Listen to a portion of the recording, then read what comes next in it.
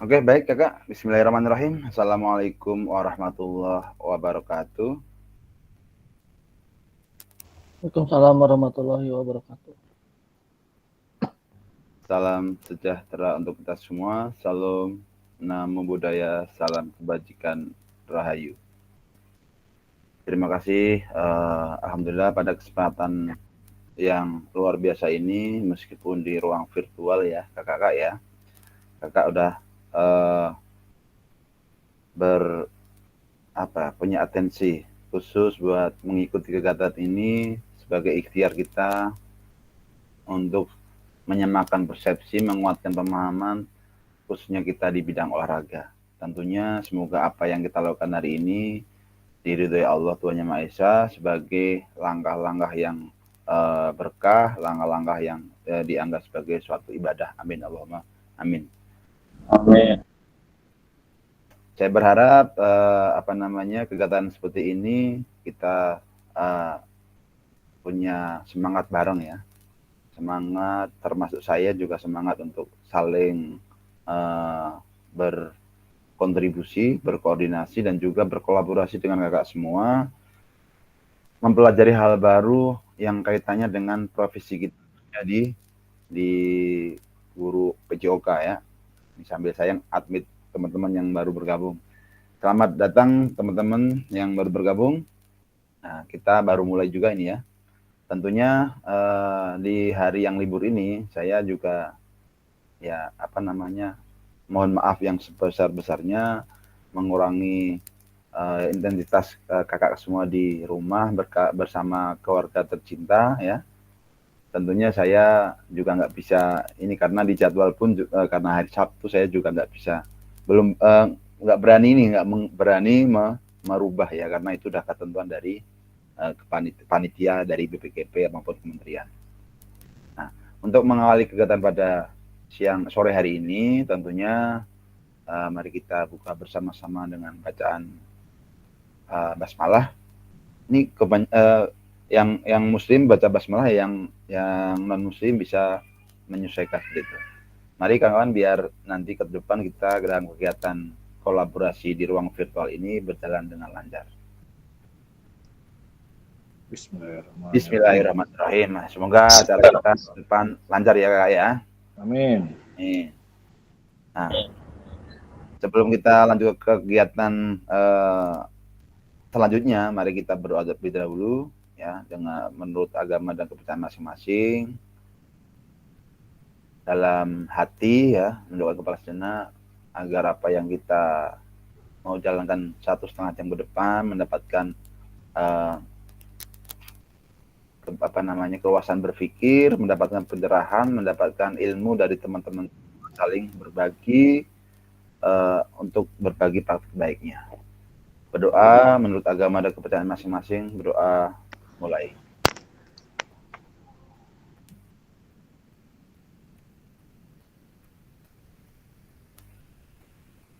Berdoa selesai. Terima kasih. Semoga dengan doa ini kegiatan kita ke depan lebih semangat dan mendapatkan keberkahan dari Allah Tuhan Yang Maha Esa. Amin. Kakak-kakak yang luar biasa, di dalam kesempatan virtual ini kita udah keberapa kali ini? Ke-6 kali kalau nggak salah ya pertemuan virtual. Kurang lebih 3-4 kali lagi pertemuan virtual, nanti kita akan bertemu secara luring atau secara tatap muka di SMK ya, di satu tempat di SMK 2 kalau nggak salah. Nah, tentunya udah berkali-kali kita virtual ya, apa yang kita sepakati terdahulu kita sepakati lagi di sini ya. Nah, hari ini kita akan membahas atau menguatkan pemahaman tentang modul 1.5. Nah, saya share dulu. Saya share dulu.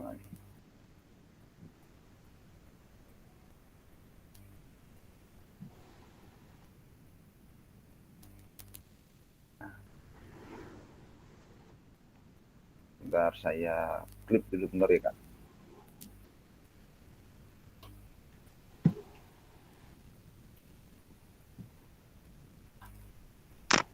Kita udah berada di modul 1.5 ya. 1.5 itu di apa? Di pengembangan kurikulum PJOK. Tentunya saya meyakini kakak mengabdi juga udah lama ya. Bahkan ada yang lama ya di sini ya. Seperti Kak Sarifudin ya. Kak Novi pun juga gitu. Terus siapa lagi? Ya paling tidak minimal 3-4 tahun udah mengabdi di. Tentunya pengembang kurikulum PJOK ini udah makanan ini sehari-hari ya. Ketika mulai tahun ajaran baru, pasti kita sering melaksanakan untuk pengembangan kurikulum PJOK. Nah, pertemuan kali ini tentunya ada kesepakatan yang harus kita sepakati bersama, seperti halnya kemarin-kemarin ya, menyalakan kamera jika kondisi memungkinkan, kemudian mematikan mikrofon ketika tidak beropini atau mensuarakan pendapat, kemudian hadir sepenuhnya, kemudian menghargai waktu bersama, memaksimalkan fitur chat yang ada, klik raise hand ketika ingin menyampaikan sesuatu atau pendapat dari kakak-kakak. Dan gangguan teknis yang lain mungkin akan terjadi, wajar ya, karena semua ini karena apa namanya, startup ini pasti akan ada kendala, termasuk jaringan. Kayak Kak Afil tadi udah mendahului karena dia di pedalaman katanya di Sukabumi ya, mungkin jaringan akan terkendala, bisa jadi. Bagi saya itu tidak masalah, yang penting menghargai kita bersama ini adalah yang luar biasa. Karena apa, ketika kita ngumpul seperti ini nanti akan ada ide-ide baru, akan terkemuka dari kakak yang lain, bisa berbagi praktik baiknya. Nah, tujuan hari ini apa? Kegiatan hari ini ya. Kegiatan tujuan hari ini adalah yang pertama, kakak-kakak dapat memahami 3 karakteristik utama kurikulum Merdeka. Karena di tahun-tahun ini dari 2-3 tahun yang lalu ya kurikulum Merdeka sudah diterapkan, tentunya kita harus memahami 3 karakteristik utama yang ada di dalam kurikulum Merdeka serta keterkaitannya dengan prinsip-prinsip pemikiran Ki Hajar Dewantara. Nah, saya dari kemarin mensuarakan ke kakak-kakak bahwasannya ketika kita sebelum masuk ke ruang virtual, katakan hari ini adalah untuk modul 1.5. Tentunya sebelum masuk, kakak akan melaksanakan kegiatan asinkronus di LMS. Nah, ketika kita ketemu di sini, kita akan saling menguatkan, ya, saling menjabarkan dan saling memberikan masukan. Bahasanya penguatan-penguatan itu penting untuk kita jadikan kesepakatan bersama, pemahaman bersama, dan tidak terjadinya miskonsepsi ya. Itu. Yang kedua, peserta mampu memahami pengembangan kurikulum PJOK. Nah, itu tadi yang seperti awal saya sampaikan, tentunya kakak-kakak sudah melaksanakan pengembangan kurikulum PJOK yang kalau kita kenal adalah ya modul ajar lah ya, kasarnya. Bagaimana kita menyusun modul ajar yang baik seperti itu, kakak-kakak sudah juga melaksanakan. Saya yakin itu ya.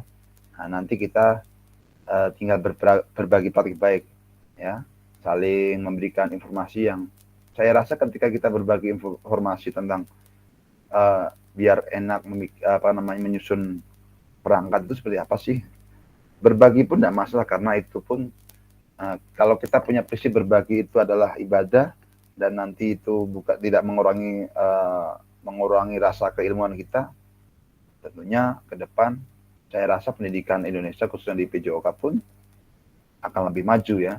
Karena apa? Karena keinginan kita adalah maju bersama, tidak ada namanya individualisme maju sendiri. Kerjasama, kolaboratif itu luar biasa ya. Yang ketiga, memahami penyusunan program PJOK yang berkaitan dengan backward design ya, berpikir mundur ya, alur mundur ya. Nanti kita akan kuatkan lagi bersama-sama. Oke, lanjut ya kakak ya. Nah, agenda kita sesi ini, meskipun kata-kata kakak ada yang di luar kota, ada yang lagi ini, saya mohon izin, semoga kendala teknis tidak akan terjadi ya. Kita selama 1,5 jam ke depan kita bisa hadir sepenuhnya. Oke, enggak. Kalau katakanlah izin kamera off enggak masalah ya. Nah, itu kan situasional. Agenda kita sesi ini yaitu pertama backward design ya. Kemudian yang kedua adalah pengembangan kurikulum PJOK. Yang ketiga adalah pemikiran Ki Hajar Dewantara dan kurikulum Merdeka. Tentunya materi ini pun saya yakin kakak sudah sering mendengarkan dalam berbagai kesempatan, mungkin seminar, webinar, kemudian di kombelnya masing-masing. Saya meyakini karena di Jakarta Pusat pun juga pergerakan atau perkembangan komunitas belajar itu sangat luar biasa. Banyak yang sering melakukan kegiatan-kegiatan seperti pelatihan, kemudian webinar, dan lain sebagainya. Tentunya itu sebagai aset kita, aset kakak semua untuk menggali informasi yang lebih informatif ya, untuk mendukung apa yang sebenarnya kita lakukan selama ini di sekolah ya. Karena kita sekarang ini adalah mempelajari kurikulum Merdeka, tentunya tadi saya bilang, saya meyakini kakak udah menerima banyak informasi tentang kurikulum Merdeka. Oke. Kita masuki sesi pertama, yaitu backward design dalam pengembangan kurikulum PJOK. Tentunya saya meyakini kakak udah membaca di LMS ya.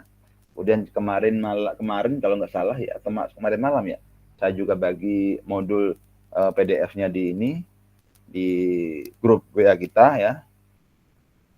Nah, terkait dengan backward design, sejauh mana kakak-kakak memahami apa itu backward design? Kakak-kakak bisa menjawab di kolom chat, apa toh itu backward design? Menurut kakak itu pendapat kakak seperti apa? Boleh di chat boleh dijawab di chat box ya. Apa yang dimaksud dengan backward design?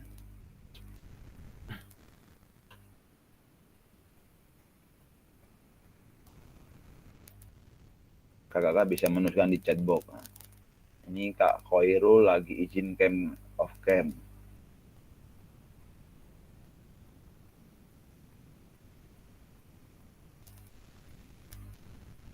Untuk teman-teman yang kakak yang lain yang belum masuk bisa dikasih info ya, biar nanti kasihan kerekam di ininya, durasi masuknya ini kehadirannya kerekam sistemnya kurang, karena ketika setiap kali kita gimmick seperti ini ada update absen, dia masuk jam berapa, keluar jam berapa, seperti itu.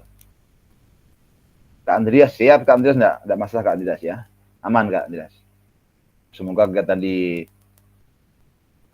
lagi di jalan. Hati-hati, konsentrasi dulu Kak Andreas di jalan Kak. Jalan di Jakarta tuh luar biasa ya Kak ya. Boleh kalau ada yang mensuarakan tentang backward design?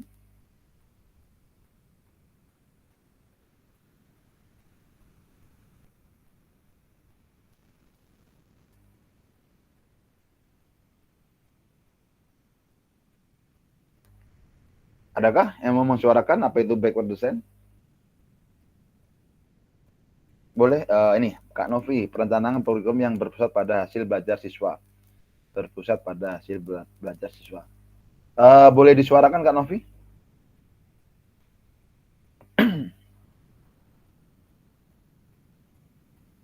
Oke Kak, saya coba ya. Pendapat saya tentang perencanaan kurikulum berpusat pada hasil belajar. Artinya dari hasil pembelajaran kita bisa merefleksikan dan mendesain kurikulum yang bisa lebih tepat gitulah ya di anak-anak. Contoh, kalau saya pribadi ya, pembelajaran hasil dari lari misalkan. Lari, anak-anak pasti ada resiko jatuh, memar, lecet, benjol pun pernah saya alami. Makanya saya harus merancang kurikulum peningkatan kapasitas saya selaku guru olahraga dalam penanganan PPGD atau P3K anak supaya kita terjadi di lapangan bisa mengambil tindakan sesuai dengan pelajaran P3K atau PPGD supaya kita bisa pengembangan hasil anak dan oh ya dapat pelajarannya ini loh pembelajarannya gitu supaya kita bisa prepare lebih jauh lebih matang. Demikian Kak Tri. Oke, terima kasih Kak Novi. Berarti kalau boleh saya tangkap apa yang dikatakan Novi adalah berdasarkan evaluasi dari evaluasi formatif ya, secara reaksi atau akibat dari kegiatan yang Kak Novi lakukan. Itu sama aja ketika kita menyusun evaluasi formatif, dampaknya apa nanti di pengembangan ke depan akan melibatkan strategi-strategi yang untuk menghandle kejadian-kejadian tadi yang tadi kayak contohnya melibatkan kita dan lain sebagainya. Terima kasih Kak Novi atas pendapatnya. Mungkin yang lain bisa berpendapat. Kak Khoir, silakan Kak Khoir. Terima kasih Kak Tri. Tapi mohon maaf lagi sambil di jalan ya juga. Siap. Nah, kalau untuk pengembangan backward design itu kalau menurut saya itu pendekatan perancangan pembelajaran yang dimulai dengan menentukan tujuan akhir pembelajaran terlebih dahulu. Nah, jadi baru kita kemudian merancang kegiatan pembelajaran dan penilaian yang sesuai untuk mencapai tujuan dari pembelajaran tersebut. Nah, jadi sebelum kita memulai pembelajaran itu, kita sudah menentukan nih, sudah merancang dulu nih tujuan akhir dari pembelajaran yang akan kita capai. Gitu. Demikian Kak Tri, terima kasih. Terima kasih Kak Khoir. Kak Khoir mengemukakan bahwa recordation itu rangkaiannya adalah kita menentukan tujuan akhir dulu. Contoh semisal, ini contoh kasarannya kita lah. Kita mau pergi, kita mau jalan-jalan wisata. Tentunya jalan wisata kan harus ditentukan dulu kemana arahnya. Katakanlah saya mau ke Bali, kan jelas ke Bali. Tujuan saya ke Bali. Ketika saya menentukan tujuan ke Bali, nggak mungkin kan tahap demi tahap untuk mencapai tujuan tadi ya. Nggak mungkin saya berjalan ke Singapura. Orang kerjaan kan baru dari Singapura ke Bali. Kalau kayak seperti itu. Itu kemudian ada penilaian dan juga strategi untuk kegiatan mencapai tujuan yang utama, tujuan akhir tadi. Terima kasih Kak Khoir. Kemudian tadi yang resen lagi Kak Abrizal, silakan Kak Abrizal. Ngetes sinyal Kak tadi Kak, soalnya nggak kedengeran, maaf. Oh pertanyaannya? Ngetes sinyal, saya ngetes sinyal soalnya tadi Oke, siap. Oke, nanti ya backward design apa yang dikatakan Kak Novi dengan Kak Khoir benar ya. Tapi yang pokok adalah kita mau melangkah kemana itu tujuan akhir kita tentukan dulu. Semisal kita mau mengajar, katakanlah gerak lokomotor ya di kelas fase bawah. Tentunya kita punya angan-angan, punya akhir setelah kita melakukan pembelajaran pastinya saya berharap anak-anak nanti bisa apa. Nah, tujuan akhir itu tentunya nggak serta-merta kita mengasumsikan sendiri, menciptakan sendiri, enggak ya. Itu tetap berkaitan dengan sebuah kebijakan. Nah, kalau di sini nanti kita membahasnya di capaian pembelajaran yang ditentukan oleh kementerian ya. Nah, dari CP nanti kita turunkan tahap per tahap. Contoh tadi kayak semisal saya mau ke Bali ya. Tentunya kalau dalam perjalanan darat nggak mungkin kan semisal pakai perjalanan darat, tapi perjalanan darat menggunakan kendaraan umum bukan pribadi. Naik kereta dulu mungkin, nyebrang kapal. Nah, itu tahapan untuk mencapai tempat ke Bali. Sama seperti katakanlah ketika kita mau tujuannya agar anak-anak menguasai gerak lokomotor dasar semisal. Kita langkah demi langkah kita step by stepnya kita tentuin. Untuk ketika tujuan utama yang kita tetapkan, nanti baru ke penilaian apa yang mencerminkan bahwa setiap tahap tadi bisa kita lalui, bisa kita selesaikan. Nah, plannya udah ketahuan. Plannya dengan semisal mempraktikkan gerakan lokomotor seperti menirukan gerak burung, gerak hewan semisal. Ketika seperti itu nanti untuk mencapai mereka bisa biar melaksanakan penilaian seperti itu, biar bisa mereka, makanya kita menciptakan strategi atau model pembelajaran atau mengaitkan apa yang tepat untuk agar anak bisa mencapai penilaian tadi. Yang kasarnya contoh lagi yang gampang, kayak lari lah ya, lari. Agar anak-anak bisa mencapai lari yang dengan posisi yang benar, kita tentunya menerapkan pembelajaran yang sesuai dengan lari juga. Nggak mungkin nanti kita mau pelajaran lari, kita yang strategi yang kita berikan untuk pendekatan submateri yang lain, ini tidak nyambung. Nah, jadi backward design itu kita menentukan tujuan umum terlebih dahulu, baru penilaian yang mau penilaian di mana penilaian yang mengindikasikan bahwa untuk mencapai tujuan tadi. Kemudian ketika udah menetapkan penilaian cara penilaian kan banyak kan, penilaian formatif, sumatif, asesmen maksudnya ya. Itu nanti dipelajari di modul setelah ini. Ketika sudah ditentukan, baru kita menentukan strategi pembelajarannya atau langkah-langkah pembelajarannya. Nah, itu yang dimaksud backward itu dari belakang, dari akhir menuju ke depan.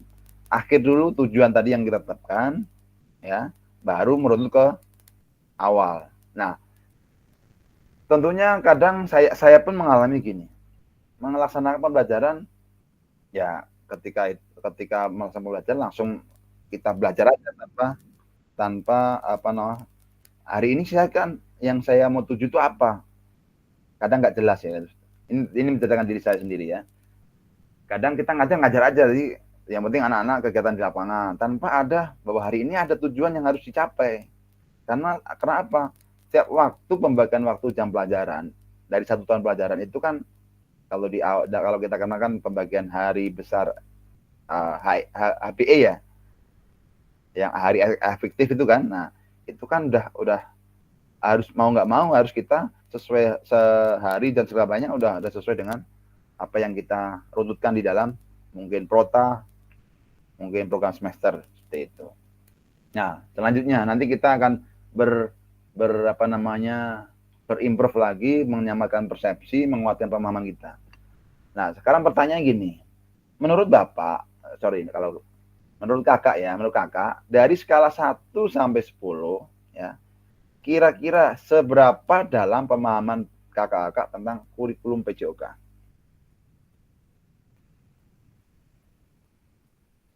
Nggak usah malu-malu Kak ya. Kita ngobrol kayak orang pas kita ngobrol ngopi gitu aja lah ya. Ya Kak Abrizal ya, Kak Novi ya. Cuman kayak 6, Kak Abrizal, oke. Yang lain bisa ditulis chat box-nya ya.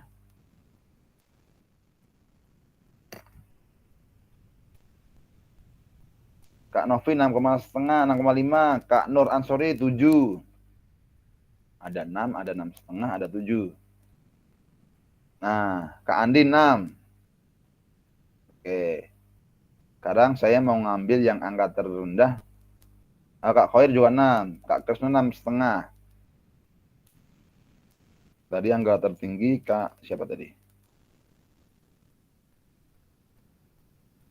Nah, angka terendah dulu. Tadi ada Kak Aprisal, ada Kak Andi, ada Kak Khoir. Boleh. Siapa saja yang mau bersuara? Saya Kak. Oh boleh Kak Aprisal. Kalau saya gitu ya, yang saya pahami aja gitu, kalau buat ngajar Kak, saya fokus ke modulnya aja gitu. Saya tuh nggak ngerti maksudnya, ini tuh kurikulumnya tuh PJOK seperti apa, arahnya kemana. Yang saya tahu kalau disuruh sama guru, sama kepala sekolah, suruh bikin administrasi, ya udah yang saya kerjain cuma modulnya aja. Terus menentukan TP kan sesuai CP, setelah CP kan baru ke TP. TP itu kan menyesuaikan dengan kemampuan peserta didiknya seperti apa. Semua TP kan, kalau CP sih insya Allah semuanya sama kali ya se-Indonesia. Apa gimana sih Kak? Tapi kalau buat TP kayaknya menyesuaikan dengan karakteristik anaknya. Misalkan kita mengajar di sekolah yang normal anak-anaknya atau mengajar di sekolah yang sekolah luar biasa, pasti kan tujuan pembelajaran yang ditentukan udah pasti berbeda walaupun kelasnya sama. Mungkin itu Kak. Kalau buat kurikulumnya, saya dari zaman kuliah sampai sekarang masih buram tentang kurikulum. Oke, siap. Terima kasih Kak Aprizal. Mungkin dari yang angka 7 tadi, Kak siapa tadi? Oh, Kak Nur. Oke. Silakan Kak Nur. Sebenarnya sih saya salah pencet tadi, seharusnya saya pencet angka 5 sebenarnya. Cuman pencet 7. Makanya saya sampai tepuk jidat saya, aduh salah pencet lagi. Silakan. Yang saya tahu cuman ini aja sih Kak, yang terbaru ini kurikulum merdeka, pembelajaran berdiferensiasi, modul ajar, TP, CP, administrasi absen, ya paling cuma sekedar itu aja yang saya tahu. Cuman untuk pengaplikasiannya saya masih bingung gitu, sebagaimana caranya. Karena kan murid-murid kan banyak gitu. Kalau untuk fokus di salah satu murid kan nggak mungkin juga gitu Kak. Menurut saya sih seperti itu. Terima kasih Kak Nur Ansori. Oke. Ada 2 dari kakak, dari Kak Nur sama Kak Ablisal ya. Tentunya pemahaman tentang kurikulum ini adalah ketika kita memahami esensi tujuan daripada kurikulum PJOK. Kadang pernahkah kita berpikir gini, kita itu ngajar PJOK, mapel PJOK tujuannya apa sih? Mungkin kayak kakak bilang, biar mereka bisa menjadi atlet, mungkin ya, agar mereka bisa bugar, bisa jadi. Pernah nggak kita berpikir seperti itu? Ketika kita ngajar PJOK di sekolahan, ngajar anak gitu seperti itu, di sekolahan lah ya. Kadang juga kita pun kayak saya lah ngajar yang menyelesaikan tanggung jawab aja ketika kita ada jadwal PJOK, jadi saya harus ngajar karena jam saya, bisa jadi seperti itu. Nah, tentunya untuk memahami itu kita akan menempatkan diri kita sebagai memahami kurikulum ya. Kurikulum itu terbentuk dari apa gitu kan. Apalagi sekarang kurikulum merdeka. Nah, dulu ada namanya sebelum kurikulum merdeka adalah K13 ya. Yang di sekolah namanya ada KTSP, kalau sekarang namanya KOSP. Baik KTSP maupun KOSP, kurikulum tingkat satuan pendidikan dan kurikulum operasional satuan pendidikan, itu tadi yang dibilang sama Kak Afrizal ya, disesuaikan dengan karakteristik apa yang menjadi wilayah satuan pendidikan ya. Wilayah kota, wilayah daerah, itu tentunya akan berbeda. Nah, ketika dari berbicara cuma 1 poin, ini ya, kalau saya boleh bilang 1 poin wilayah lah ya, wilayah kota sama desa, itu akan berdampak pada pembelajaran kita juga.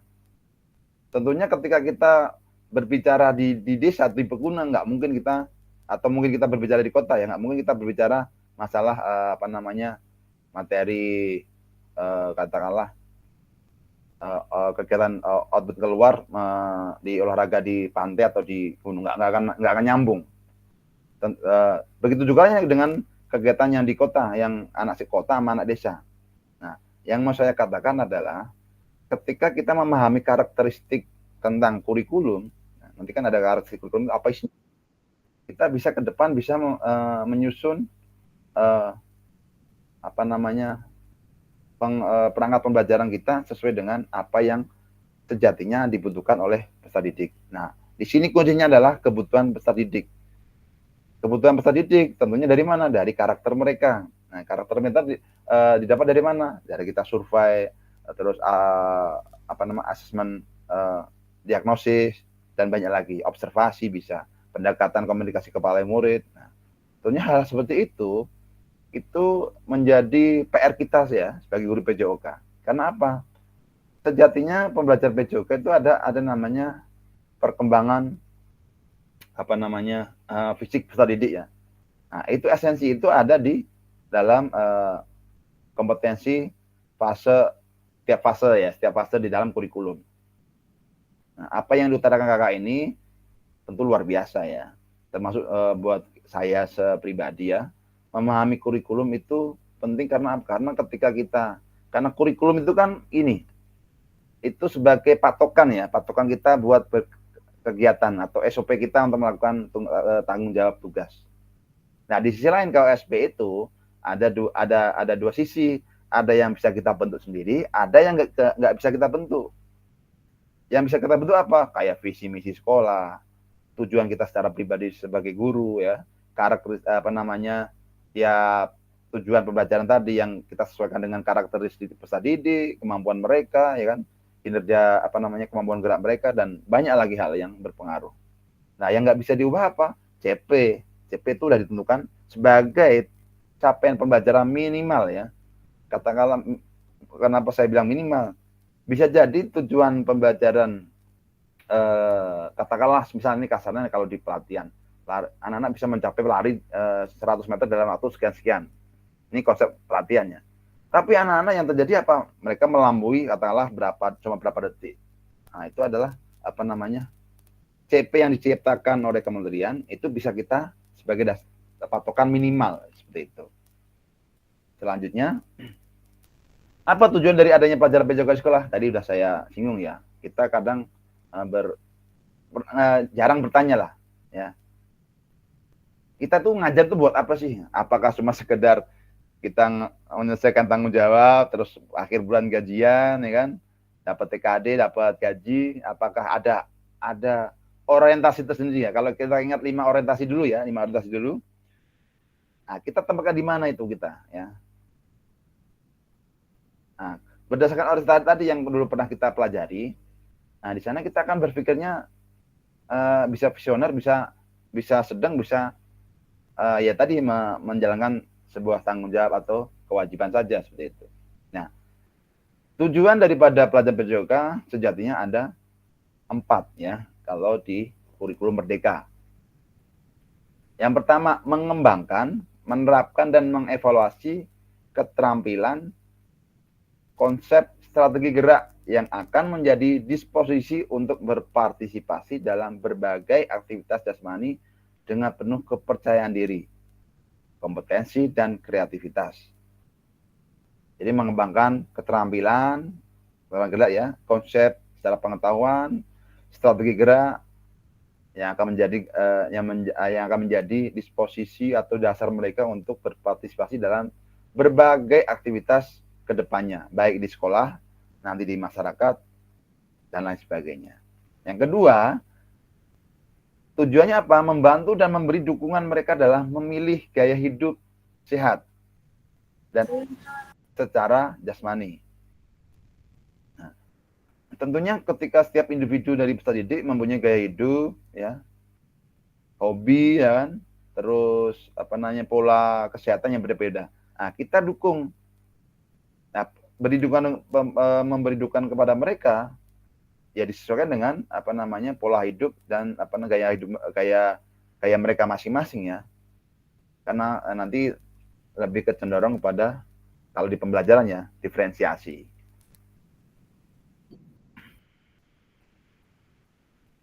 Kemudian yang ketiga adalah membangun dan menerapkan keterampilan sosial dan emosional. Nah, ini yang jarang mungkin kita lupa, yang kita nggak sadari.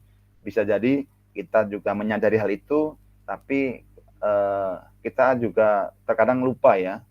Ini hal yang penting, esensi sebagai tujuan daripada PJOK. Karena mohon maaf, karena kebanyakan tujuan PJOK hanya esensinya adalah keterampilan gerak ya. Tujuan yang secara sosial emosional kadang terlupakan. Nah, makanya kemarin kita belajar namanya isu-isu sosial dalam PJOK. Kenapa kita belajar seperti itu? Agar apa? Agar anak-anak mendapatkan hak yang sama ya, sama dalam pembelajaran. Ya. Ingat, dalam pembelajaran, bukan aktivitas olahraga. Kalau aktivitas olahraga ya segala apa yang dilakukan seperti kita latihan-latihan di lapangan itu aktivitas olahraga. Tapi kalau pembelajaran ada keterlibatan emosi, keterlibatan kerjasama sosial, ya kan, keterlibatan perkembangan gerak mereka, banyak hal. Kalau cuma aktivitas jasmani, mereka cuma bergerak nanti, latihan lari, latihan passing dan lain sebagainya. Kemudian yang keempat, menanamkan apresiasi dan mengembangkan sikap positif untuk aktif secara jasmani sepanjang hayat sebagai upaya peningkatan keseluruhan kualitas hidup. Dan tujuan yang terakhir adalah agar anak-anak punya sikap positif tentang hidup jasmani sepanjang hayat ya. Jadi mereka itu ya sekarang pun kadang ini sih ya, kayak dengan adanya sepeda motor lah contoh, sepeda motor atau sepeda masih mending ya. Nanti pulang pergi sekolah dianterin, ya kan? Padahal deket, harusnya jalan kaki kan. Ketika anak-anak udah nanti ke depan tidak punya sikap positif terhadap kegiatan jasmani, apa yang terjadi? Tentunya kebugaran mereka juga akan berkurang, akan terdegradasi ya. Nah sekarang bayangkan kayak kita sendirilah, kita mau ke tempat sekolah yang dekat aja lah. Kita bisa hitung, kita jalan kaki itu berapa kali sih di ini? Kita pergi ke sekolah naik kendaraan. Di sekolah mungkin cuma jalannya mungkin sekolah bolak-balik ke ruangan, ke lapangan. Betul nggak? Nah, hal kayak gitu. Betul sekali. Betul kan? Nah, kadang hal itu ini nggak kita sadari. Nah, itu saya berharap, bukan saya berharap ya, tujuan dari PJOK di Kummer ini berharap peserta didik itu menerapkan prinsip positif ke dalam kebugaran jasmani mereka. Nanti lebih aktif ke dalam kegiatan jasmani. Dan nanti akhirnya apa? Kebugaran dia akan meningkat dan dengan sendirinya ya. Seperti itu. Itu tujuan daripada yang tertera dari Kurikulum Merdeka. Tadi sudah kita jelaskan ya. Kemudian, nah sekarang kita berdiskusi ya. Kita biar rame-rame kan lah kelas ini ya. Biar rame, kita diskusi. Sesuai pertanyaan slide di bawah ini. Nanti bisa kakak tuliskan chat. Saya berharap kakak bisa menuliskan chat di kolom diskusi. Tak ada yang salah ya, semua pernyataan benar. Ya, semua pernyataan benar. Kita saling berbagi praktik baik aja di sini. Nah, pertanyaan pertama. Terlepas dari kurikulum apapun, apakah selama ini kakak-kakak sudah memahami dengan baik tujuan mata pelajaran dan menjadikannya sebagai acuan? Yes or no gitu aja lah. Nanti jelaskan. Bisa nggak gerak Kak pertanyaannya? Kenapa Kak? Pertanyaannya nggak gerak atau saya yang error ya? Oh, ini mesti Kak Aprizal yang ini. Jaringannya nih. Jaringannya mesti. Yang lain kelihatan ya gerak ya?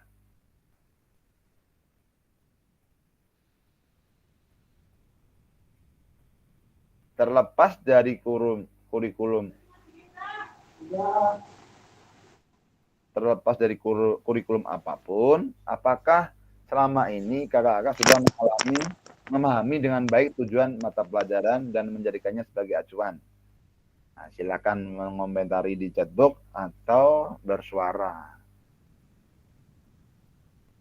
Kita hari ini diskusi aja Kak ini. Hari ini. Saling bertukar pengalaman.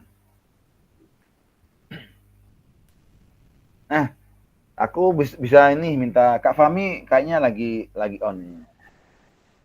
Kak Fahmi Abdul Fattah. Senior saya nih ya. Aduh, siapa Dre? Kadre. Mana.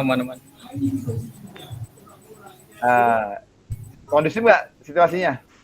Paling ada musik dikit, soalnya lagi ada ini pengecatan sekolah. Oh. Lagi karaokean tuh Kak. Lagi karaokean. Silakan Kak. Izin kakak ya untuk menanggapi dari yang tadi, mohon maaf juga rada telat masuk ke meet-nya. Mungkin saya memahami dari tentang kurikulum yang ada di PJOK itu. Kalau saya dari 2000 berapa masuk dan ngajar itu 2000, soalnya masih baru ya, 2016-an udah ngajar, tapi kayak lab school baru aktifnya itu di 2019 yang di negeri. Menurut saya apapun itu kurikulumnya, sebelum dari K13 terus Merdeka, sebelumnya itu sebenarnya PJOK itu udah sempurna dalam kayak pembuatan modul ajarnya ataupun untuk pelaksanaannya. Mengapa demikian?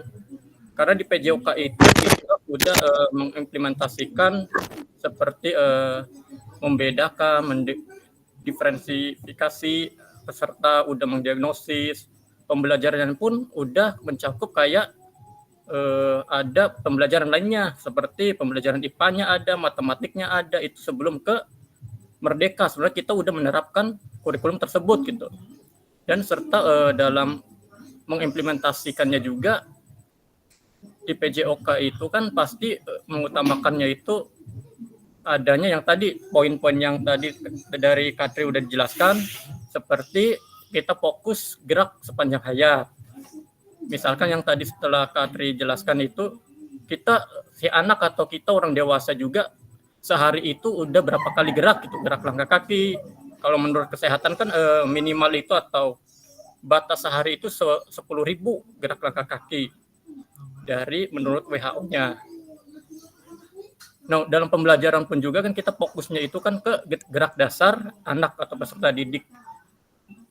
Dan cangkupan tujuan utamanya itu kan mencangkup ke life skill. Inti dasarnya gerak anak mencakup ke life skill. Di mana diimplementasikannya kita sudah ada permainan itu kita membentuk, kita berkelompok, berdiskusi, adanya tanggung jawab, adanya kepercayaan gitu. Dan itu diimplementasikan untuk membentuk tujuannya. Tujuannya apa? Tujuannya untuk membentuk life skill-nya.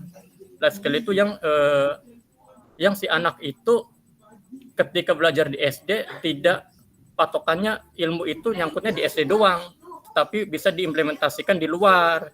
Kayak yang tadi kita sudah bekerja sama, ilmu bekerja sama apa sih? Sosialnya kan dapat. Terus menahan emosi ketika main, ada yang emosi, ada yang mererainya, atau ada yang jadi wasit atau apa, kita tahu oh ini ntar kita kalau di luar kalau ada pertandingan atau apa, oh udah jangan emosi ya, kita for fly atau apa, harus saling memaafkan kayak gitu. Mungkin sekian Patri tanggapan dari saya. Mohon kurang lebihnya masukannya dari kakak-kakak yang lain.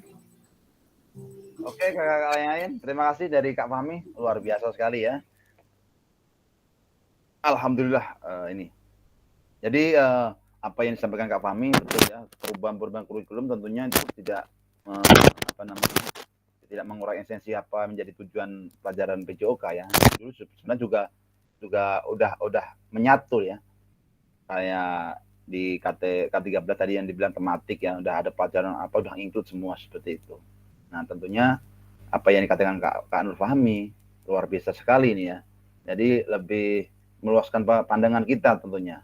Jadi kita ngajar itu nggak esensinya cuma aktivitas gerak ya.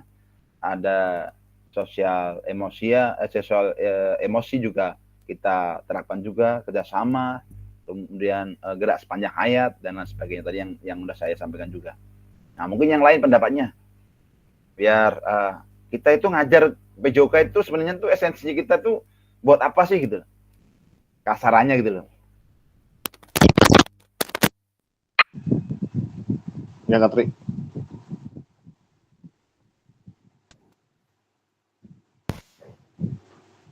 Halo. Dengar.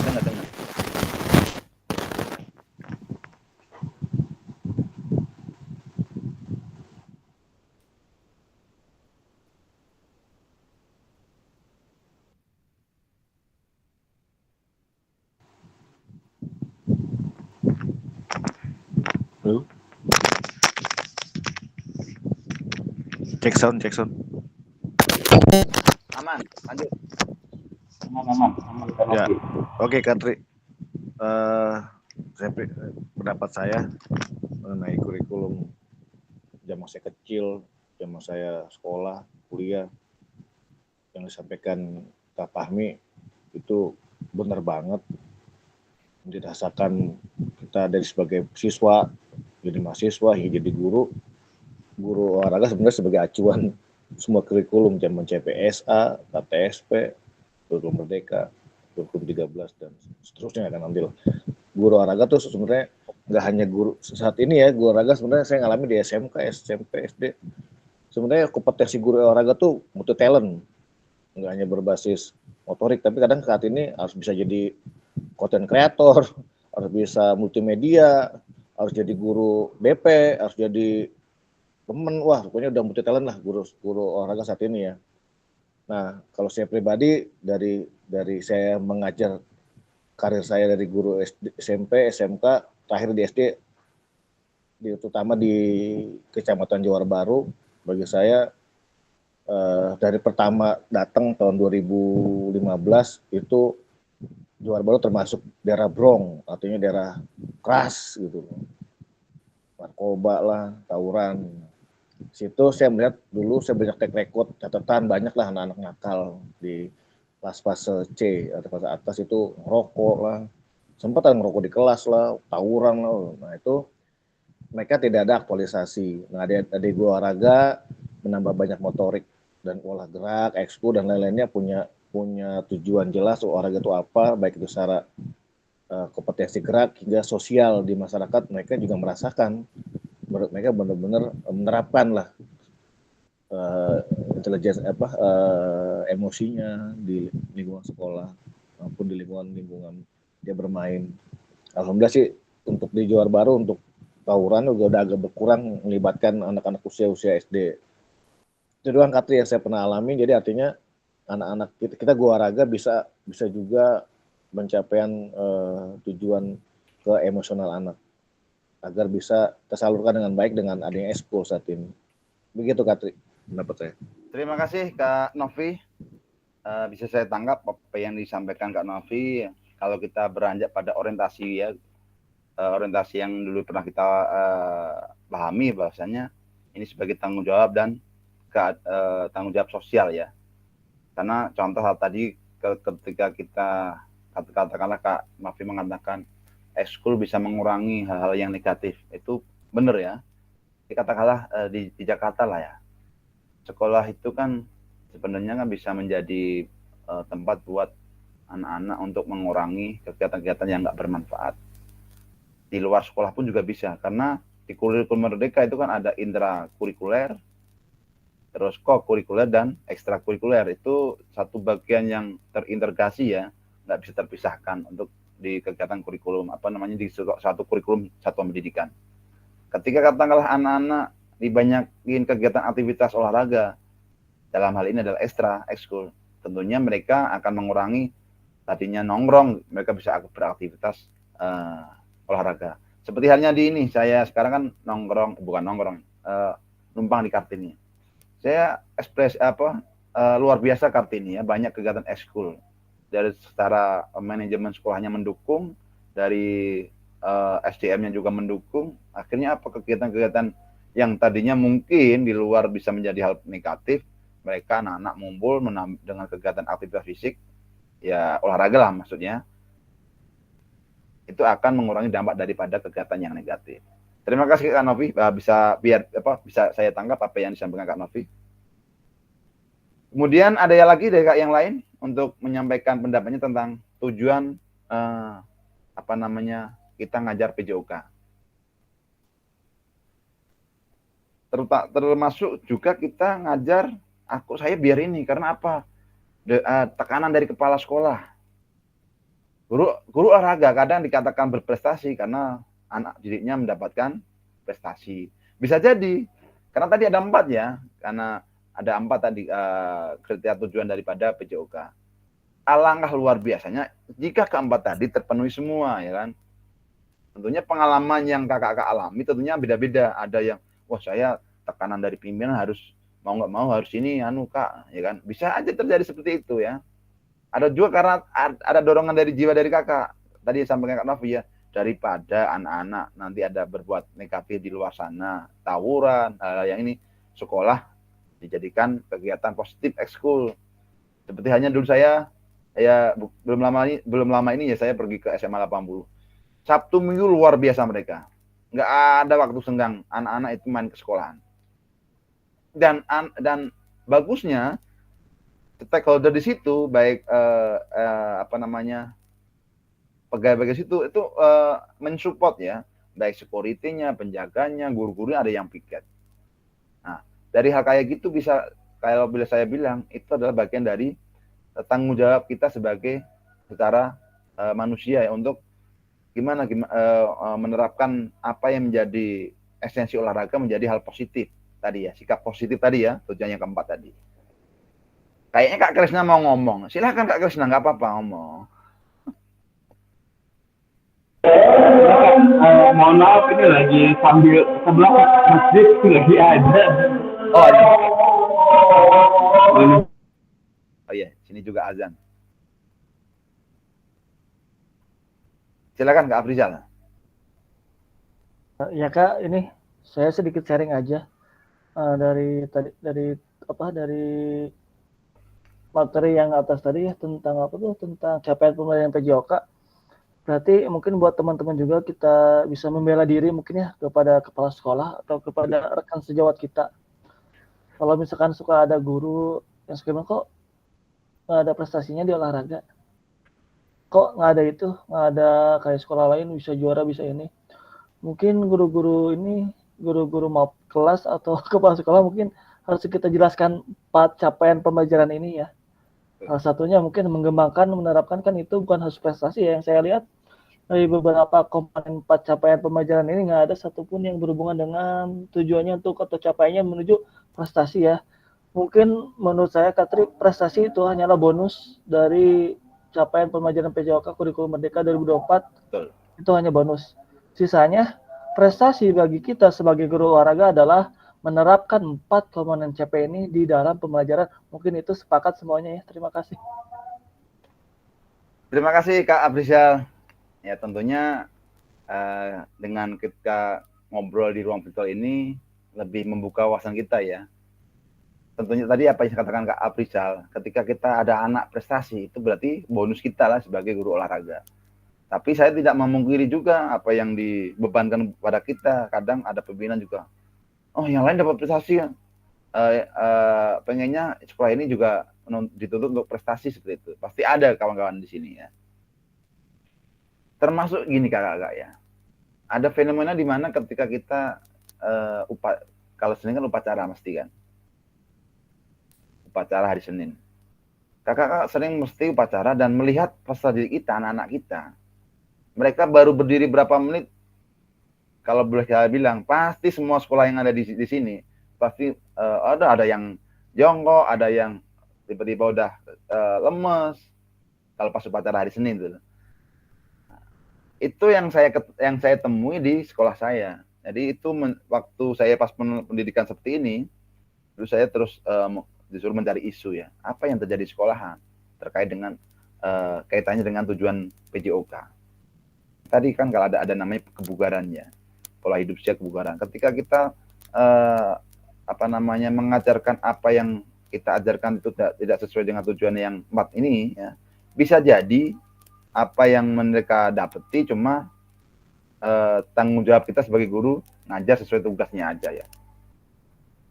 Nah, kenapa sekarang ada namanya P5, buah P5 itu sebenarnya bisa kita lakukan juga di PJOK. Ketika kita ada isu anak-anak kebugarannya rendah. Contoh kalau upacara hari Senin pun baru berdiri sebentar, anak-anak udah pada loyo, udah pada kecapean. Nah, itu yang terjadi di tempat kakak nggak itu? Kalau disuruh upacara baru sebentar, udah pada lemes, udah pada ini. Saya yakin pasti terjadi Sering juga ya. Juga. Pasti. Lebih kebanyakan itu dengan alasan izin ke toilet dan lain-lain. Jadi baru ke toilet ntar nggak lama kemudian udah izin lagi. Sering bolak-balik aja ke belakang gitu. Mungkin atau sebuah alasan atau memang peserta didiknya bukan merasa bosan itu. Itu yang terjadi sih seperti itu ya. Betul. Tadi yang dikatakan Kak Nafri juga, kita itu sebenarnya guru olahraga itu guru yang multi talent ya. Semua harus kita bisa laksanakan. Bahkan sebagai penjaga pun kita kadang juga sebagai penjaga.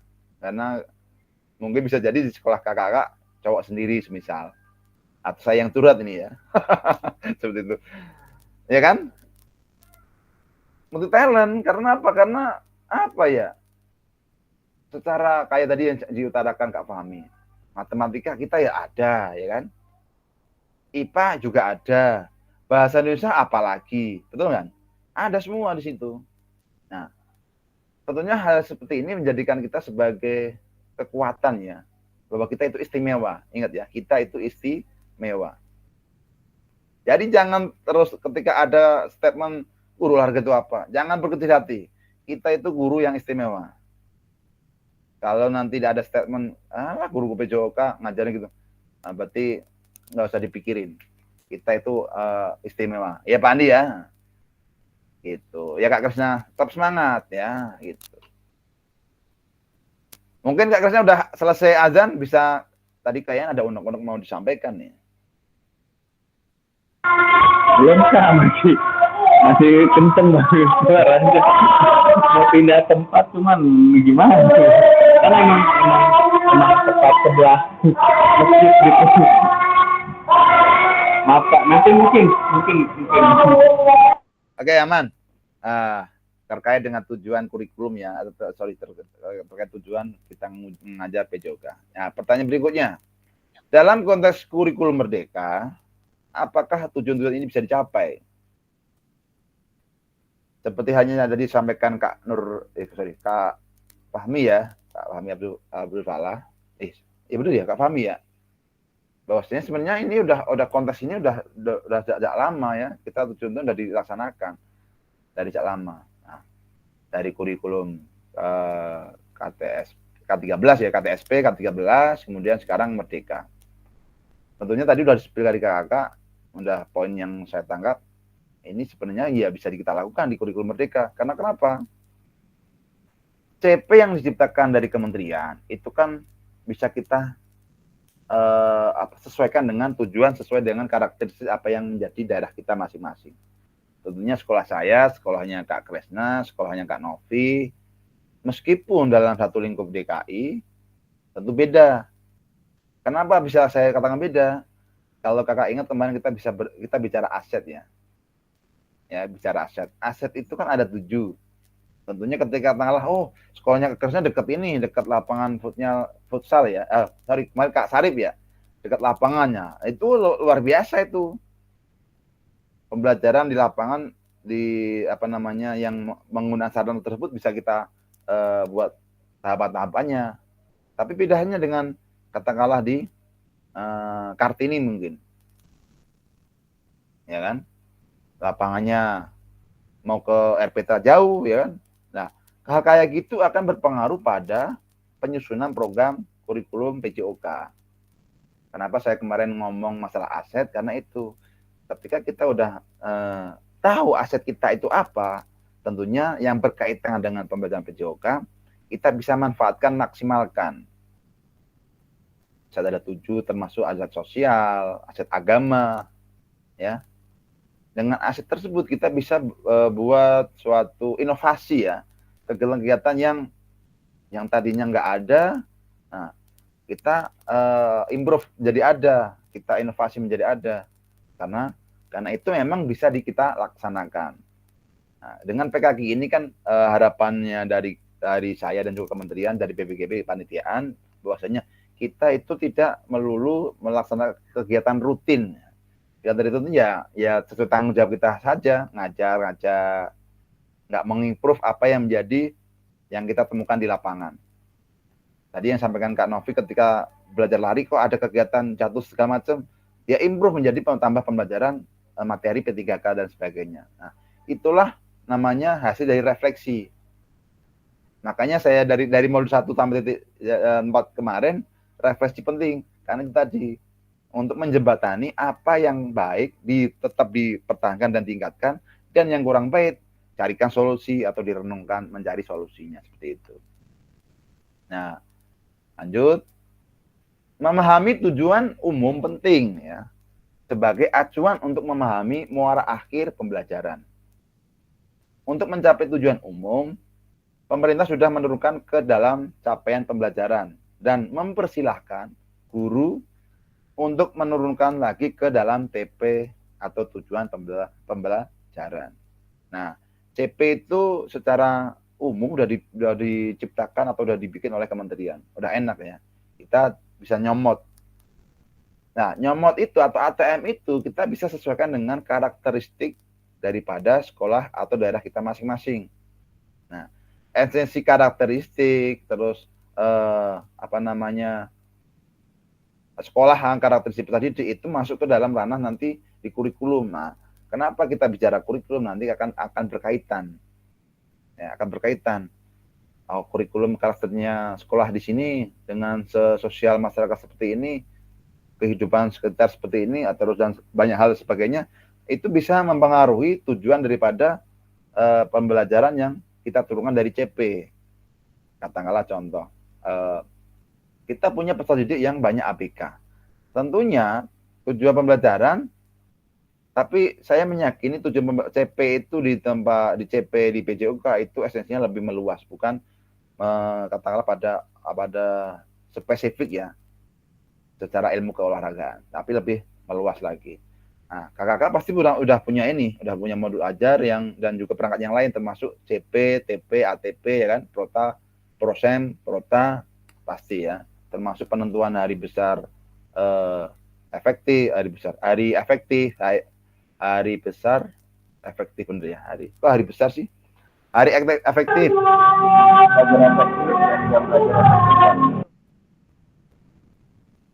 Iya, terima kasih Kak Krisna. Itu. Jadi memahami tujuan akhir itu penting. Agar apa? Agar kita itu sesuai masih dalam track yang ada. Nggak nyimbang ya. Ya kasarannya saya ibaratkan kita mau ke Bali, mau liburan ke Bali, kok kenapa kita main ke Singapura duluan, kan kurang kerjaan kan gitu, gampangannya itu. Tujuan akhir kita tentukan dulu, tadi sistem backward design ya. Terus penilaiannya apa? Atau rubrik penilaiannya apa, kriterianya yang biar mencapai ke sana itu apa, ya kan? Ketika udah tercapai seperti itu, udah mengetahui seperti itu, kita melakukan strateginya. Oh, biar strategi mendapatkan tahap demi tahap tadi, kita pakai strategi pembelajaran seperti apa. Ini pertanyaan lagi nih. Ini banyak pertanyaan masalahnya slide-nya ini ya. Bagaimana memastikan agar pengajaran yang kita lakukan benar-benar menyasar tujuan pembelajaran?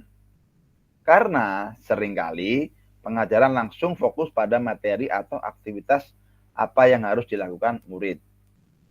Betul apa betul? Kakak bisa bersuara.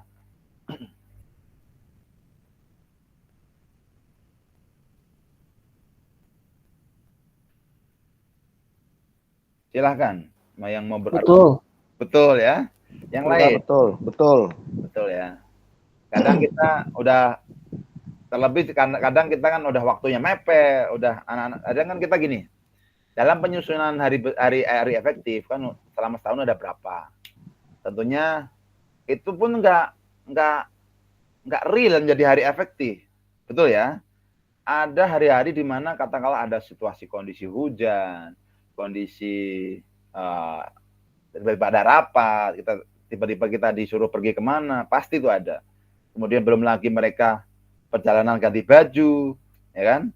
Kemudian belum lagi ada banyak sekali. Nah, maka dari hal itu, penentuan hari efektif pun juga ada rumusnya ya.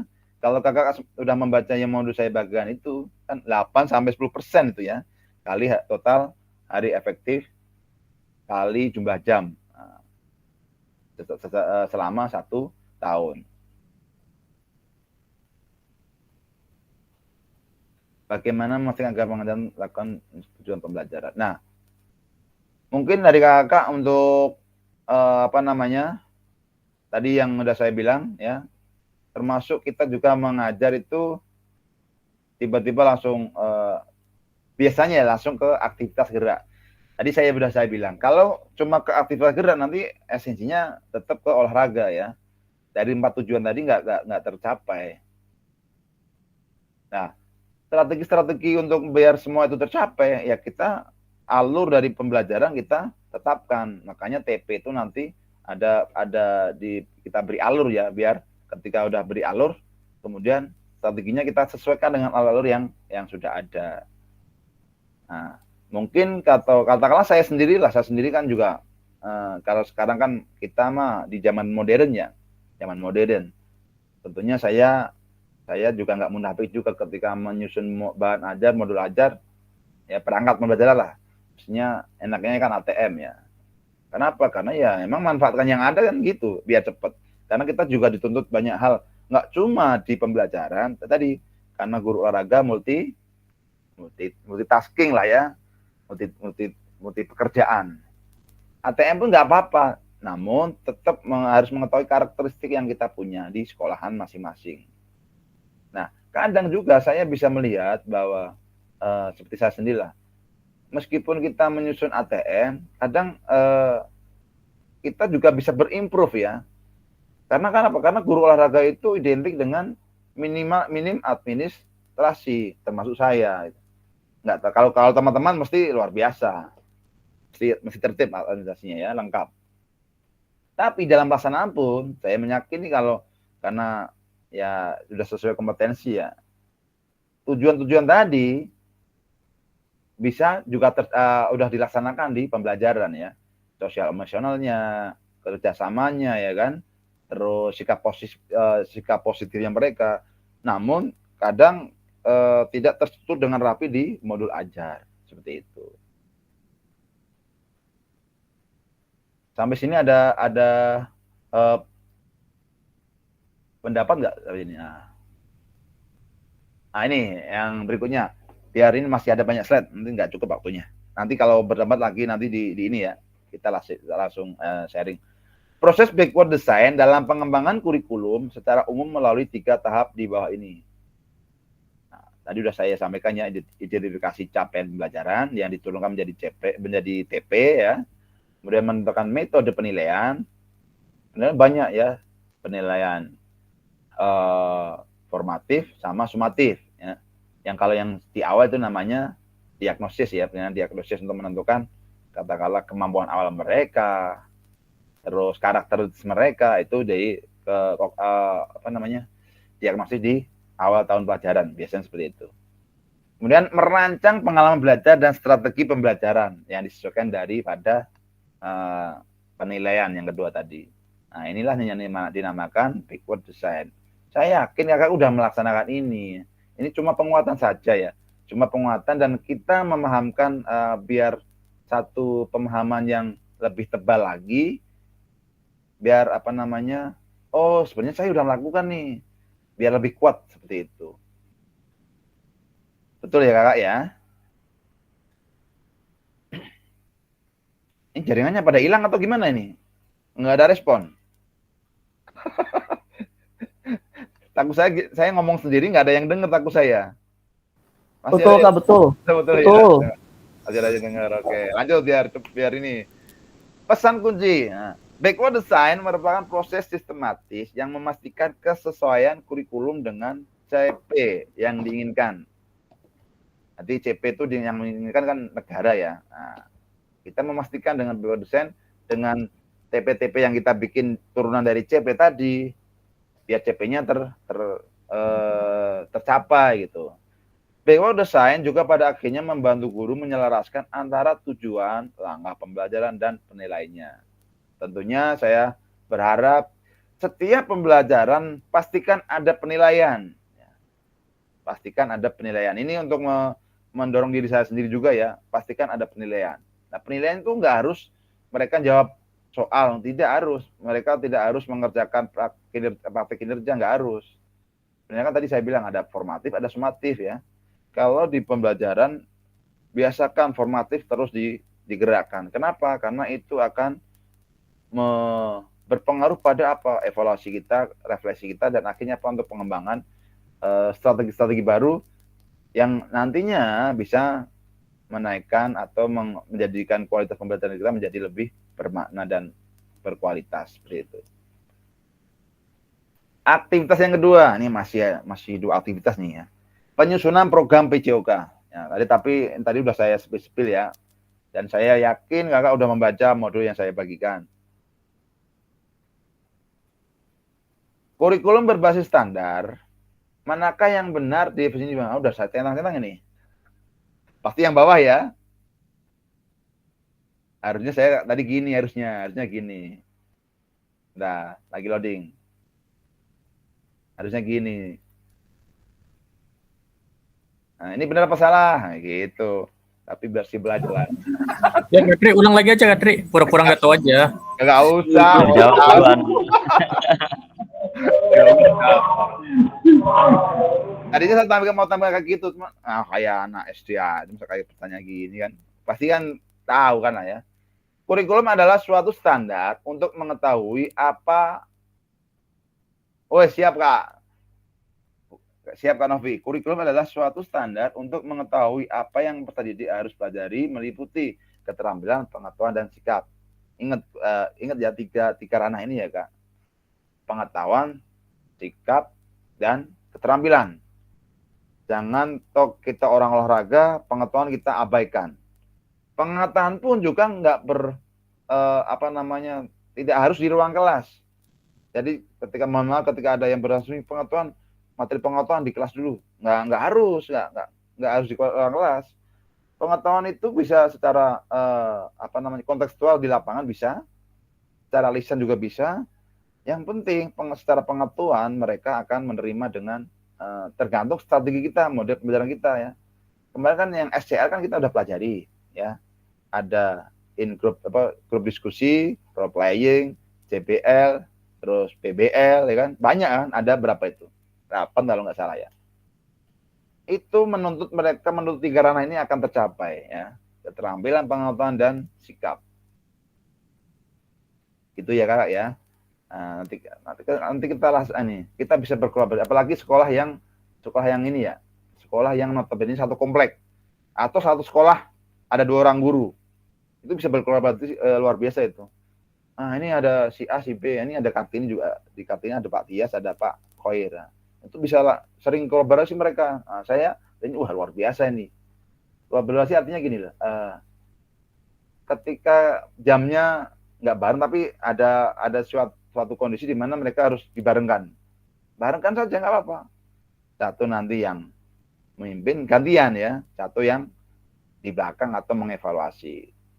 Itu namanya luar biasa itu, bener. Apalagi yang beda sekolah. Tapi kalau dulu sering Pak, Kak Tri, lalu sering. Ketika kita zamannya dari murid pun juga sering. Seringnya kenapa? Kolaborasinya, kalau ini SD 1, SD 2 katakanlah. Jam-jam olahraga sama. Kita ini sparingan. Nah, itu kolaborasinya bukan kolaborasi itu namanya sparing ya, tanding bola, tanding voli seperti itu. Tapi enggak salah juga ya. Itu untuk menguatkan pengalaman mereka, pengalaman yang real, yang kontekstual malahan ya, dengan dunia nyata. Komponen kurikulum pada satuan pendidikan ya. Ada yang pertama struktur kurikulum, CP, pembelajaran dan asesmen, penggunaan perangkat ajar, terus kurikulum satuan pendidikan. Ya. Tentunya yang kalau di sekolah yang menjadi tim kurikulum memahami ini ya. Kayak Pak Kresna ini tim kurikulum Pak Kresna ini. Komponen kurikulum satuan pendidikan dikembangkan dan digunakan dalam satuan pendidikan terdiri dari karakteristik satuan pendidikan, visi, misi, dan tujuan satuan pendidikan, pengorganisian pembelajaran, dan perencanaan pembelajaran. Nah, tentunya struktur ini di dalam kurikulum pasti ada. Coba nanti kalau nggak percaya, tanya aja ke operator masing-masing ya. Pak, pinjam KOSP-nya, coba ditelaah ya, Pasti ada namanya karakteristiknya, ada visi misi ya, apalagi ya. Nah, berbicara masalah visi misi, kadang kita lupa sebagai seorang di bagian dari suatu organisasi. Kadang kita itu visi kita di sekolah itu apa? Ada yang ingat nggak visi sekolahnya apa? Saya yakin nggak ada yang ingat, termasuk saya juga nggak ada yang ingat. Pak, justru bahkan visi itu sebenarnya esensi yang penting. Karena ketika kita berbicara visi, maka kita akan berbicara mindset visioner ke depan. Betul apa betul? Tapi kan betul ya kan Orang ya? Betul Kak, betul. Betul. Tapi yang terjadi apa? Kadang kita visi pun juga nggak paham, nggak tahu lah ya, nggak tahu. Kita sekolah kita tuh apa visinya sih? Tapi nanti ada turunannya misi dan langkah-langkah atau tujuan-tujuannya ada nanti. Nah itu kadang kita sebagai pribadi, sebagai insan di pendidikan kadang juga lupa itu, nggak memahami esensi itu. Nah dengan visi itu tadi, kalau kita nanti biar ini lagi lah ya, coba kita buka, kemudian kaitkan dengan pembelajaran kita PJOK. Ada nggak visi secara jasmani, secara PJOK ada di dalam situ? Pasti ada. Tapi secara nggak sadar apa namanya, kita nyusun perangkatnya ya ada juga karena kita ini ya, tapi divisinya pasti ada namanya misal sehat, bisa katakanlah ada kata-kata klausul kata yang di kesehatan lah ya, pasti ada. Tapi yang mau saya bilang, kebanyakan guru itu lupa akan visi sekolahnya. Bahkan semisal katakanlah bahkan visi daripada tujuan pendidikannya. Sekolahnya pun juga ini, apalagi tujuan pendidikan. Ya kan? Nah, padahal visi sekolah itu adalah hal esensi buat kita untuk menentukan kita itu di sekolah itu ngapain gitu loh. Mau ngapain kerjaan kita apa hanya sepanjang kita menyelesaikan tugas tanggung jawab sebagai ASN atau sekedar ya kita ya ada hal yang mau kita kejar sesuai dengan visi sekolah kan gitu. Nah, nanti coba kita lihat lagi visi misi yang kita punya satuan pendidikan masing-masing.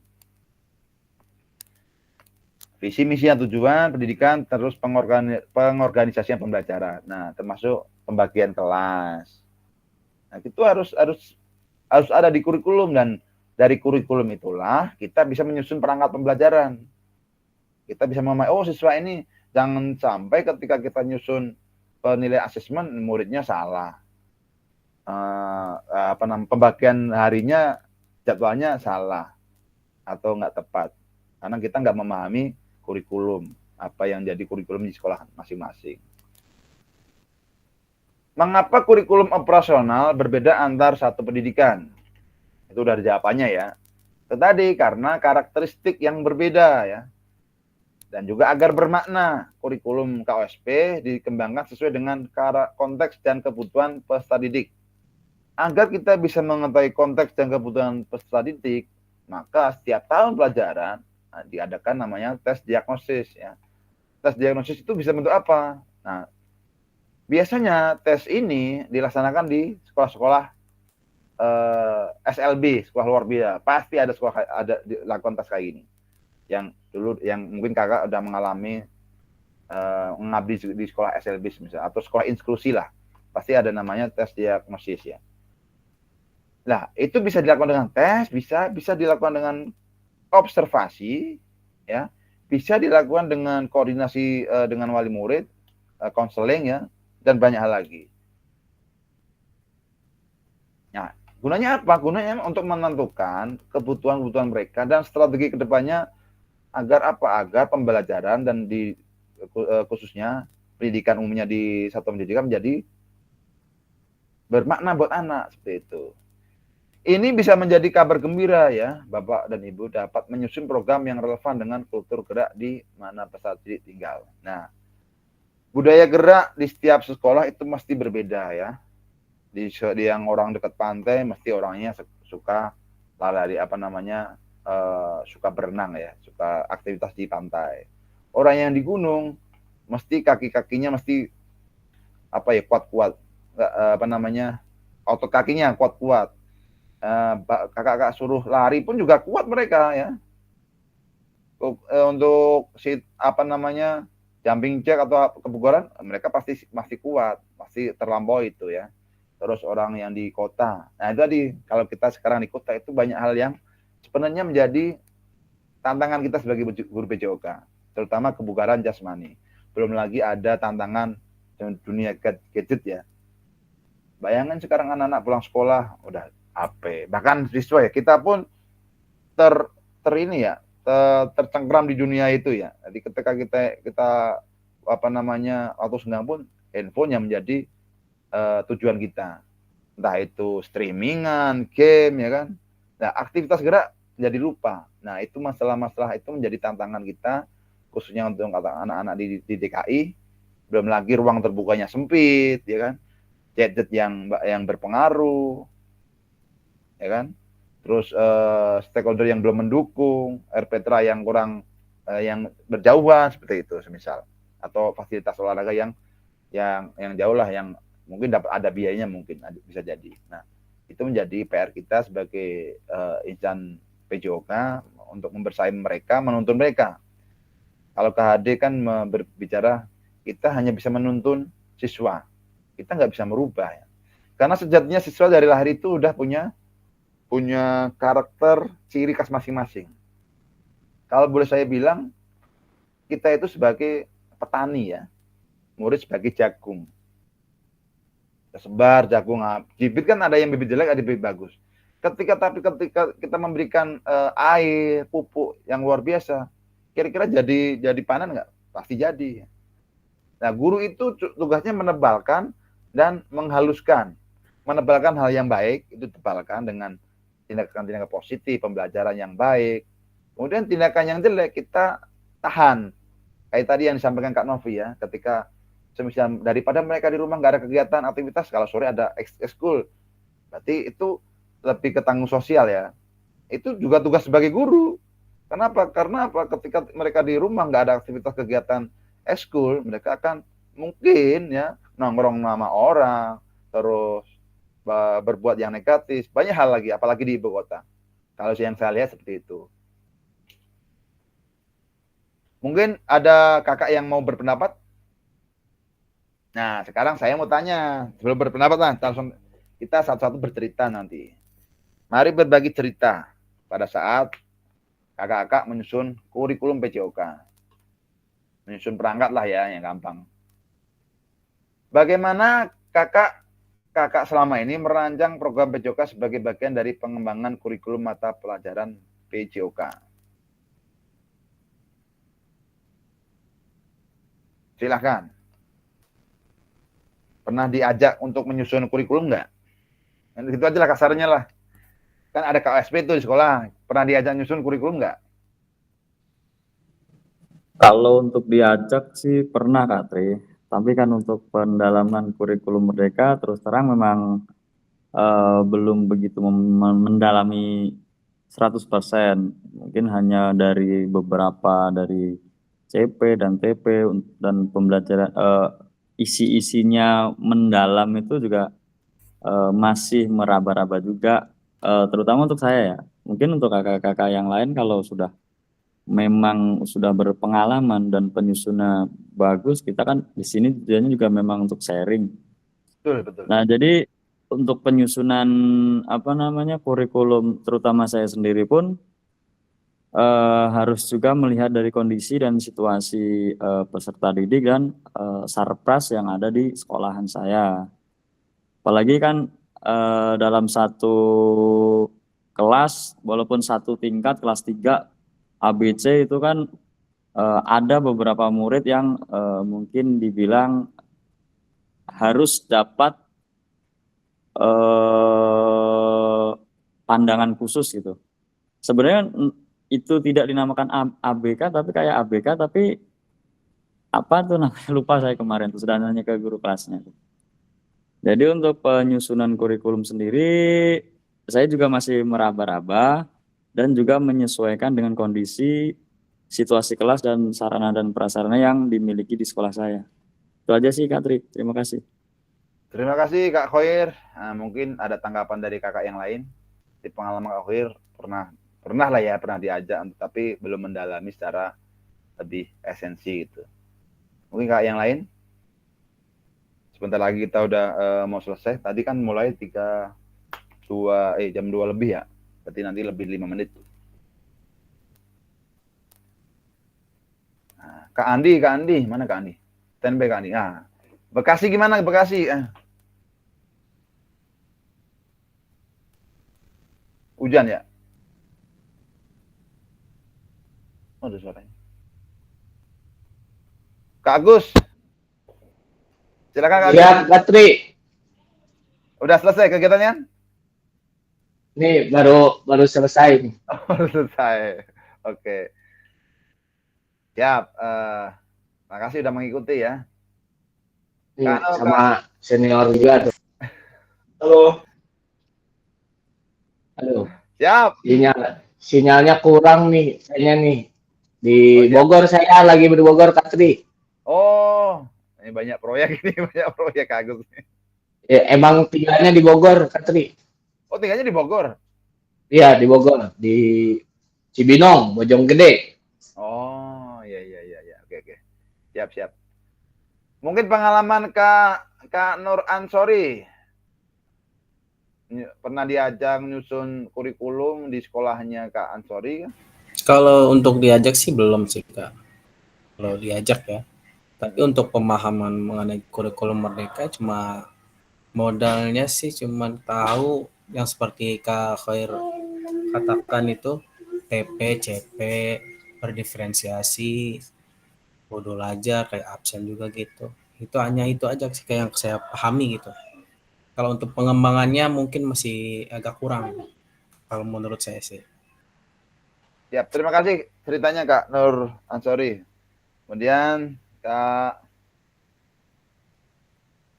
Fahmi.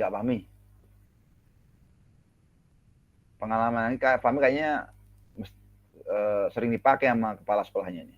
Masih pakai hal baik loh, bukan pakai ini loh ya. Jangan salah tangkap nanti.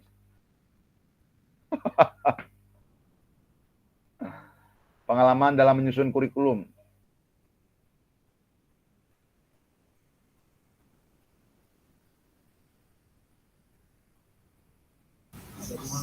Iya, gimana Pak? Kak Tri? Pengalaman Kak Fahmi dalam menyusun kurikulum di sekolahannya Kak Fahmi. Oh,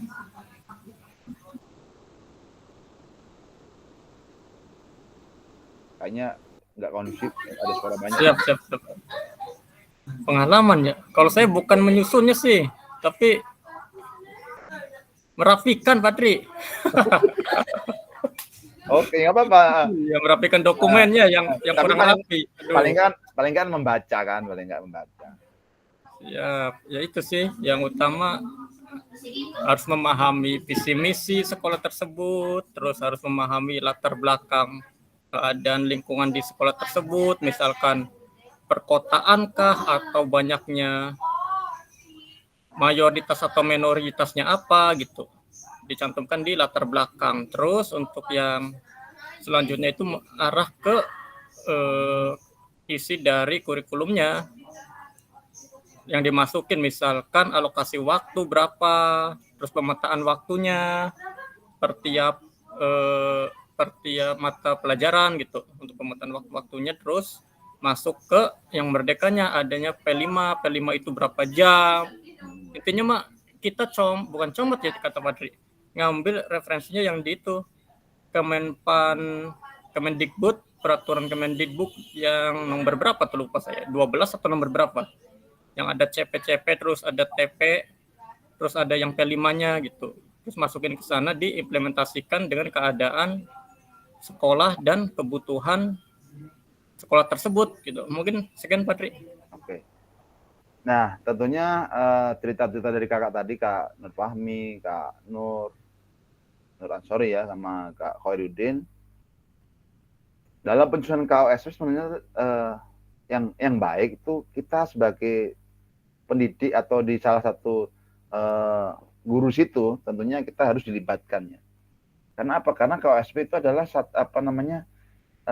kerangka atau apa ya, rambu-rambu kita di dalam bertugas di organisasi tersebut atau di satuan pendidikan tersebut. Tentunya ketika dalam penyusunan, apalagi kalau SD kan biasanya kan cuma personelnya berapa sih ya, biar apa? Biar tahu esensi di dalamnya, visi misinya juga akan membekas ke dalam diri kita ketika keadaan apapun, T5 terus apa esko, itu akan nyingkor pada visi misi yang punya kita saat sekolahan.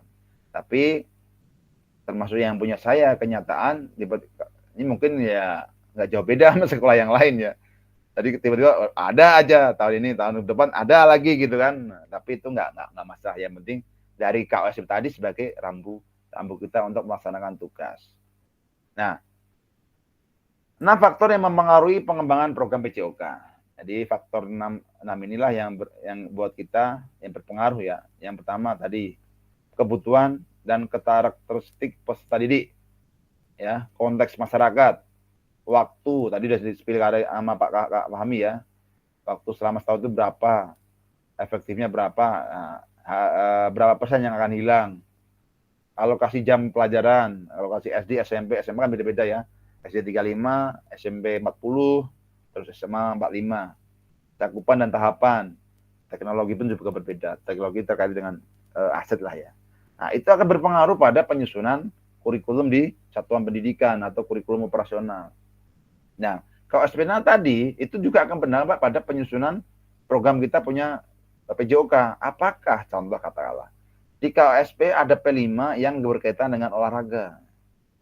Kalau ada mau nggak mau kan kita juga harus menyusun program kurikuler tentang P5 tadi tentang olahraga. Kalau ada kegiatan ekskul ada nggak? Kalau ada tetap kita kan harus menyusun kegiatan ekskul. Jangan sampai katakanlah ada program ekskul, cuman nggak ada program-program yang bisa kita jabarkan dan kita sebagai patokan. Kenapa saya bilang begitu? Karena KOSP sebagai dasar bagi kita untuk program-program sekolah itu akan terafiliasi menjadi tujuan yang sama, satu program, satu visi, satu KOSP tadi di satuan pendidikan. Nah, terakhir ini karakteristik utama kurikulum merdeka dan artikulasi Ki Hajar Dewantara dalam pendidikan nasional. Menurut kakak, kata kunci apa yang barangkali kita telah bahas dalam pengembangan kurikulum PJOK? Apa kata kuncinya kira-kira? Menurut kakak? Bolehlah apa sajalah bilang. CP boleh. Apa lagi? Fleksibilitas mungkin. Fleksibilitas ya bisa ada. Apa lagi? Ya. Oh, anaknya manggil Kak Kresna. Oke, mari kita lihat bersama-sama. Nah, inilah ya, ada 3 karakteristik umum daripada kurikulum merdeka. Fokus pada materi esensial, muatan yang paling diperlukan untuk pengembangan kompetensi dan karakter peserta didik. Yang kedua, pengembangan kompetensi dan karakter sosial emosional, kompetensi sosial emosional dan moral peserta didik. Itu di PJOK ada semua itu ya. Peran PJOK penting semua itu. Fleksibilitas pembelajaran, kurikulum dapat disesuaikan dengan kebutuhan pengembangan kompetensi peserta didik, keterampilan peserta didik dan karakteristik satuan pendidikan dan konteks lingkungan sosial budaya setempat. Jadi itu yang menjadi karakteristik kurikulum. Jadi KOSP itu nggak sama antar satuan pendidikan. Beda-beda ya, sesuai dengan fokus pada materi esensinya tadi, fokus pada esensi visi misi sekolahnya. Pengembangannya di bidang apa. Mari kita diskusikan. Yang diskusi mulu nanti tambah makin pusing ya. Ki Hajar menggarisbawahi, ini tadi yang saya katakan ya. Ki Hajar menggarisbawahi bahwa maksud pendidikan adalah menuntun segala kodrat yang ada pada anak. Ingat, semua yang ada pada anak. Segala berarti keseluruhan yang ada pada anak kita tuntun agar mereka dapat mencapai keselamatan dan kebahagiaan yang setinggi-tingginya, baik sebagai manusia maupun sebagai anggota masyarakat. Oleh sebab itu, pendidik itu hanya dapat menuntun tumbuh atau hidupnya kekuatan kodrat yang ada pada anak-anak agar dapat memperbaiki lakunya, hidup dan tumbuhnya kekuatan kodrat anak. Jadi kita hanya bisa untuk memperbaiki, menebalkan apa yang baik dan memburamkan yang jelek. Karena apa? Karakter anak itu ada yang namanya kalau boleh saya bilang hitam dan putih lah. Itu ada semua pada mereka. Tinggal kita sebagai guru itu mau menebalkan yang mana gitu. Baik itu bakat itu semua ada di dalam diri anak. Cuma kita mau kembangkan yang mana, yang mau kita kebalkan. Cuma kita nggak berbicara cuma hanya bicara bakat, enggak. Cuman semua segala kekuatan yang ada ya, saling berintegrasi ya.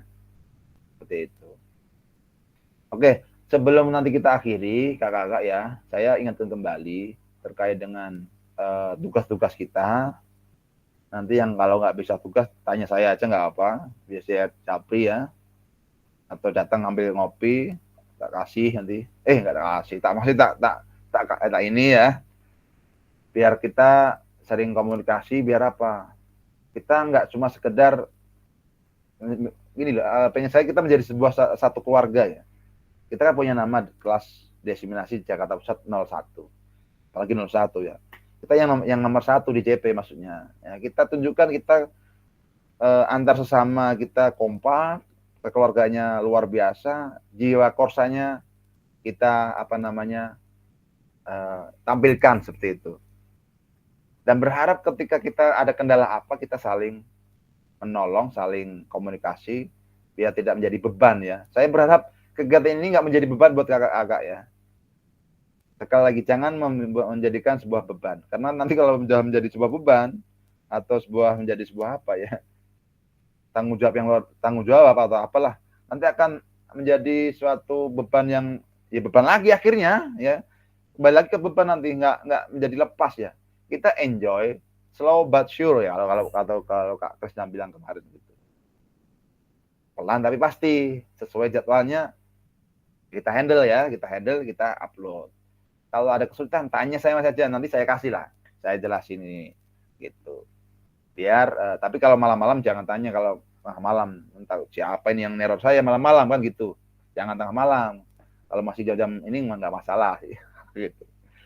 Tentunya yang berikutnya adalah refleksi ya. Refleksi termasuk kegiatan hari ini. Kita di hari ini menguatkan pemahaman tentang kurikulum PJOK. Apa yang kita susun sesuai dengan karakteristik kita masing-masing di sekolah kita ya. Dengan kita ketemu tadi, kita ya mungkin tadinya udah paham, akan lebih memahami, atau mungkin tambah pusing atau nggak tahu ya. Nah, untuk itu, atau yang tadi mungkin nggak paham, dengan tadi kita ada beberapa kawan udah menceritakan cerita mereka, sekarang agak terbuka atau mungkin lebih paham. Nah, dari ini saya akan bertanya 2 orang aja, satu-satu lah ya. 2 orang refleksikan hari ini, kegiatan hari ini. Boleh raise hand ya. Dari tadi nggak ada. Siapa tadi yang raise hand-nya? Oh, Kak Afrizal ya. Kak Afrizal, jaringan aman Kak Afrizal? Aman Kak. Boleh satu refleksi buat hari ini Kak? Mungkin untuk refleksi hari ini adalah tentang kurikulum ya. Jadi yang saya mungkin sudah pelajari hari ini, kurikulum adalah salah satu hal yang paling penting untuk terjadinya proses pembelajaran dari kurikulum yang sudah dibuat. Nanti muncul ke proses pembelajaran yang seperti apa, jamnya ditentukan, terus materi-materinya apa saja yang akan kita sampaikan, dari mulai dari materi yang saya dapat tuh mulai dari CP diturunkan ke TP, terus diturunkan lagi ke ATP.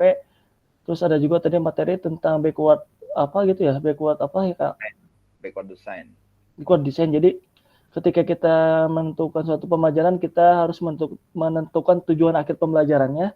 Setelah kita menentukan tujuan akhir pembelajaran, kita merancang pembelajarannya seperti apa. Seperti itu dari mulai awalnya, pembelajarannya, penilaiannya. Nah itu jadi sebelum kita menuju langkah awal, kita harus tahu dulu tujuan akhirnya apa. Contoh misalkan materi servis bawah bola voli, tujuannya apa? Siswa bisa servis bawah, baru kita rancang pembelajarannya gimana agar terciptanya pembelajaran yang berhubungan dengan hasil akhir nanti. Mungkin itu Kak. Terima kasih Kak Afrizal atas refleksi untuk hari ini.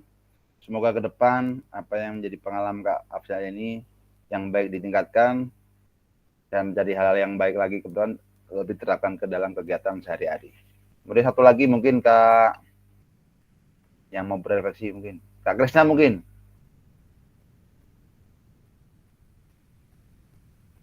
Malah hilang. Salah pencet.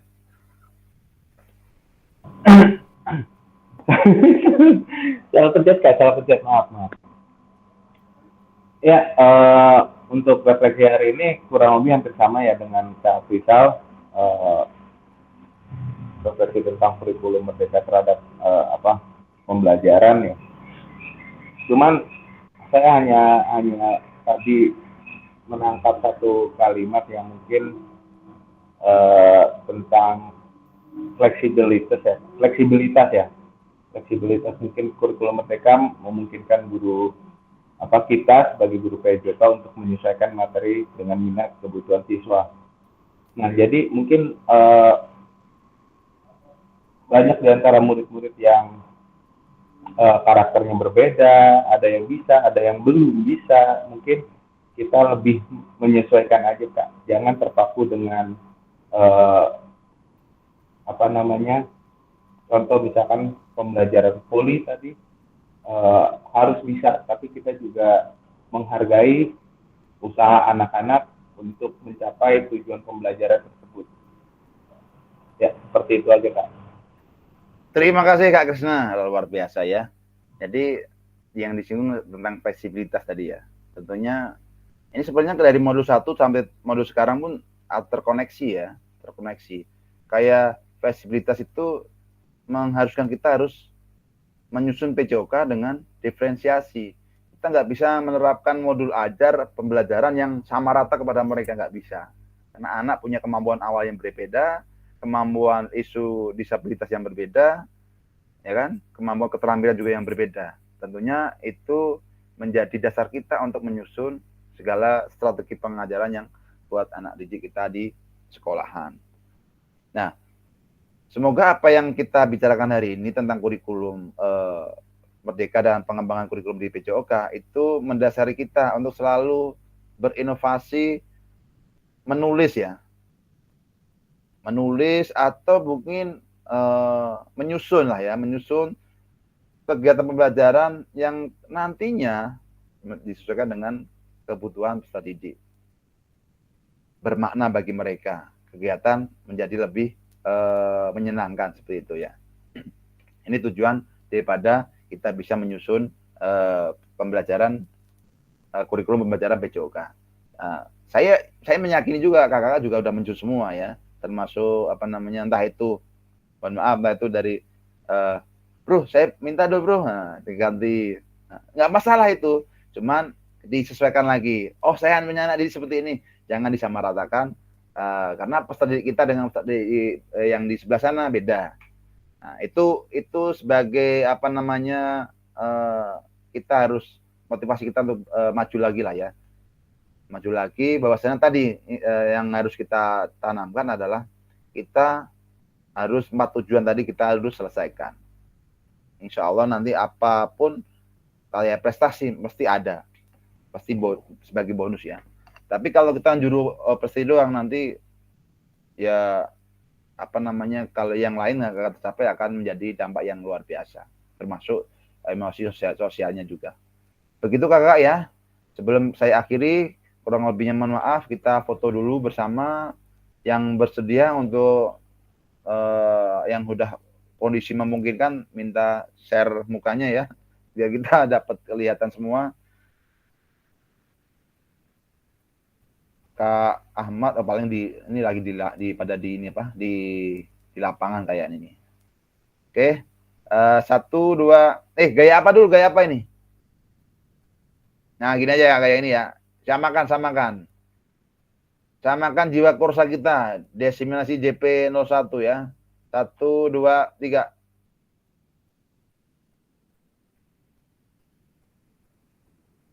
Oke, good. Nah, saya simpan dulu. Satu lagi, sebentar lagi kan kita akan mau luring, Kak ya. Saya berharap kakak-kakak ini bikin apa ya? Nanti kan bikin yel-yel lah ya. Nanti kan mesti kan tarung sama kelas yang lain. Masa kita yang lain punya, kita nggak punya yel-yel kan? Kak Ani jago Kak. Kak Ani jago, juara dia di sawah besar bikin yel-yel. Iya. Kak Nafti bisa diatur. Satu lagi Kak Nafti belum ada. Lagi hijau kayaknya. Satu lagi. 1, 2.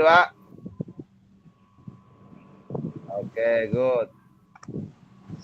Ya, saya berharap kakak-kakak bisa bikin yel-yel atau apalah yang biar kita korsanya biar makin.